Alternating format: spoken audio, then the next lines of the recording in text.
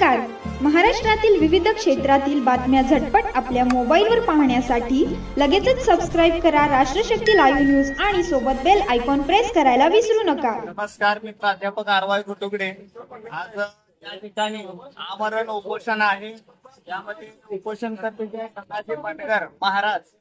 खरं तर हे उपोषण या तालुक्यामध्ये करण्याची वेळ आली नाही पाहिजे, कारण की कमलापूर मध्ये सध्या वाळू उपसा होत आहे आणि या निमित्तानं या महाराजांनी या ठिकाणी उपोषण केलेलं आहे. खरं तर नदीपात्रातील वाळू उपसा झाल्यामुळं नदीपात्रामध्ये आता पाणी थांबणं झालंय आणि त्यामुळे बोर आणि विहिरी त्या आटायला लागलेल्या आणि त्यामुळं ह्याच्या त्रासाला कंटाळून त्या बंडगर महाराजांनी तहसील ऑफिसच्या समोर उपोषण धरण्याची वेळ आली. खरं तर हे जे वाळू उपसा वगैरे करतायत त्यांच्या माग खरं तर कोण आगा आहे आणि कोण बोका आहे शासनानं शोधण्याची गरज आहे. खरं तर हा तालुका एक शांत संयमी तालुका आहे आणि याच्या माग सूत्रधार कोण आहे हे शोधण्यात शासनाला यश यावं आणि शासनानं त्वरित कारवाई करावी. नसेल तर हे वाळू माफियाच्या विरोधात सांगली तालुक्यामध्ये मोठं आंदोलन होईल, असं मी 100% महाराजांना पाठिंबा देतो.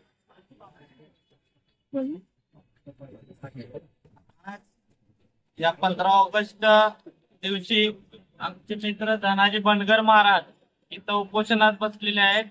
विषय असा आहे की वाळू चोरीमुळे पाणी थांबत नाही, पाणी थांबल्या नसल्यामुळे पर्क्युलेशन होत नाही आणि जे काय नदीपात्रातील पाणी हे विहिरीला आणि बोरला मिळत नाही. त्यामुळे कमलापूर व इतर शेतकऱ्यांना तिथल्या पाणी न मिळण्यामुळं तिथले जे काही शेती आहे ती व्यवस्थित होत नाही.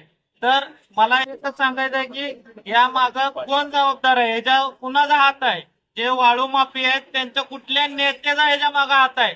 त्या नेत्याला समोर आणून जनतेनं इथनं पुढच्या काळात त्याचा कार्यक्रम केला पाहिजे ही माझी विनंती. आणि प्रशासन, पोलीस प्रशासन आणि तहसीलदार साहेबांनी यावर कडक कारवाई करून वाळू बंद केली पाहिजे, कारण हा शासनाची फसवणूक आहे.